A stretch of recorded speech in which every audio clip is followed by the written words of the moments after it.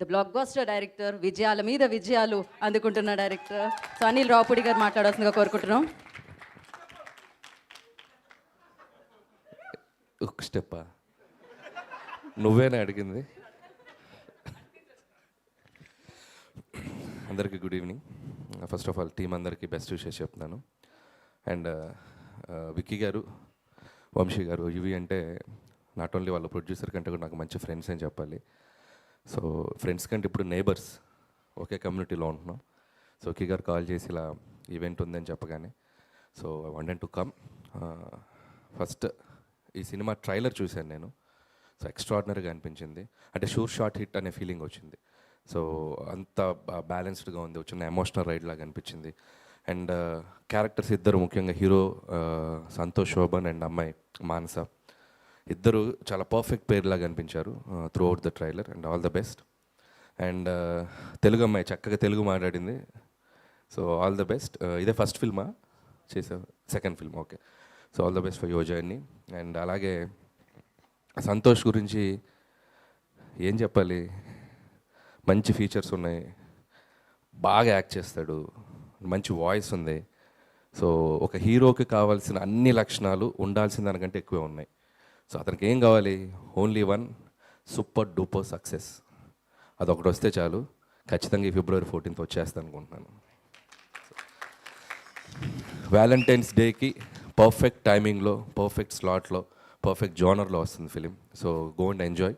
So ఈ team అందరికీ ఒక మంచి సక్సెస్ రావాలి. అండ్ మీరు రిమైనింగ్ టెక్నీషియన్స్ అందరూ, మ్యూజిక్ డైరెక్టర్ ఆదిత్య అండ్ అలాగే డైరెక్టర్ అశ్విన్, తనకి, అలాగే ప్రొడ్యూసర్స్ మిగతా ధీరజ్ గారు అండ్ అజయ్ గారు and other who ever involved in that, అందరికీ నా బెస్ట్ విషెస్ చెప్తున్నాను.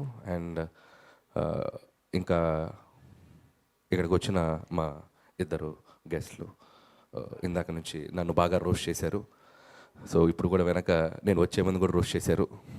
అయినా కూడా వారికి నా అభినందనలు, కృతజ్ఞతలు. మీ ముందు చేయబోయే ప్రాజెక్ట్స్కి నా విషెస్.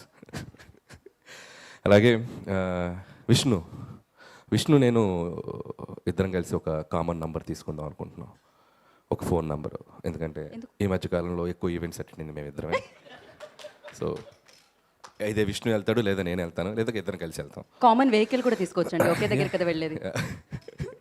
సో నాకు ఎందుకంటే విష్ణులో కూడా నచ్చిందంటే ఎవరు పిలిచినా కాదనకుండా వెళ్తాను, నన్ను ఎవరిని పిలిచినా కాదనకుండా వెళ్తాను. ఎందుకంటే ఒక సినిమాని ఆడియన్స్లోకి తీసుకెళ్ళాలి. ప్రతి వాళ్ళకి ఒక కష్టం ఉంటుంది సినిమా వెనక. ఒక సినిమాకి వెళ్ళి మనం దాన్ని అడ్రస్ చేస్తే ఎంతో కొంతమంది ఆ సినిమా ఉందని తెలుసుకుని ఆ సినిమాకి రావడానికి ఒక 10% ఆడియన్స్ అయినా 20% ఆడియన్స్ యాడ్ అయినా కూడా దట్స్ ఎనఫ్ అనిపిస్తుంది. అండ్ మాకంటే ఎక్కువ సంతోష్ కష్టపడ్డాడు. ఇందాక ప్రమోషన్స్ చూశాను. మీరేంటి ప్రమోషన్స్ కూడా నన్ను యాడ్ కట్ చేశారు? ప్రమోషన్స్ వీడియో వేస్తూ ముందు నా యాడ్ కట్ చేశారు. మీ యాడ్ కట్ చేసాము, నన్ను కట్ చేశారు, మిమ్మల్ని కట్ చేశారా? మీరుంటే అది వేరు కదా అని అందుకని. ఓకే, ఎంత కష్టపడ్డారో చూశాను సినిమాని ఆడియన్స్లోకి తీసుకెళ్ళడానికి. And please watch couple friendly on February 14th.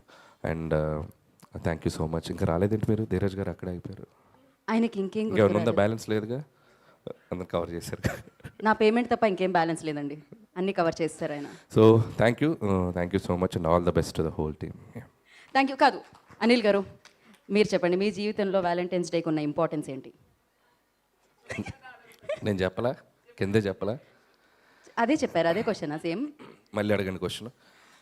రివర్స్లో అడుగుతా. వ్యాలంటైన్స్ డేకి మీ జీవితంలో ఉన్న ఇంపార్టెన్స్ ఏంటి? ఇంకా ఎన్నాళ్ళు ఇలా ప్రీ రిలీజ్ ఈవెంట్ చేసుకుంటూ ఇలా ఉండిపోతావు గీత? కమాన్, నీకోసం సిల్వర్ స్క్రీన్ ఎదురు చూస్తుంది. కమ్, ఒక అద్భుతమైన పాత్ర చేయాల్సిన టైం ఆసనమైంది. యా, కమాన్. ఇంకా ఈ క్వశ్చన్ అడుగుతావు నన్ను? నా ఈఎంఐలన్నీ మంచి పాత్ర చేస్తావు నెక్స్ట్ ఫిలింలో. నెక్స్ట్ సంక్రాంతికి కనబడవా పెద్ద స్క్రీన్ మీద? ఏం క్వశ్చన్లు అడుగుతున్నావు నన్ను? కమాన్. అంటే ఇవాళ నాకు 5వ ఈవెంట్, అందుకనే అర్థం కావట్లేదు. ఇప్పుడు అడుగుతావు. ఇప్పుడు నేను విన్నది నిజం కాదు, నిజమే కదా? ఇదంతా నేను అడగను అంతే. మీరేం అసలు ఆన్సర్ చేయాలి. Thank you so much. Yeah, that's it. Next సంక్రాంతికి లక్ష్మి ఇంకోసారి కాల్ చేయకు నాకు. ఇంకొక రిక్వెస్ట్ అమ్మ, ఈవెంట్ చేసేది ఎవరు? మీరే కదా? మీకు దండం పెడతాను, చైర్స్ వేయండి ఇక్కడ నుంచి స్టేజ్ మీద.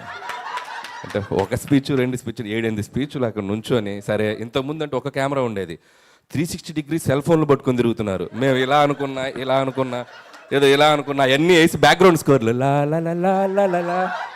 ఓ మై గాడ్. కొద్దిగా చైర్స్ ఇస్తే కంఫర్ట్గా అలా స్టిఫ్గా కూర్చుంటాం. Thank you so much. మీరు 7-8 స్పీచ్లు మాత్రమే చెప్పారు, మొత్తం 10. 3 ధీరజ్ గారు ఉన్నాయి కదా. Thank you so much. And నా లక్ష్మి నాకు ఇంకొక హెల్ప్ చేయాలి.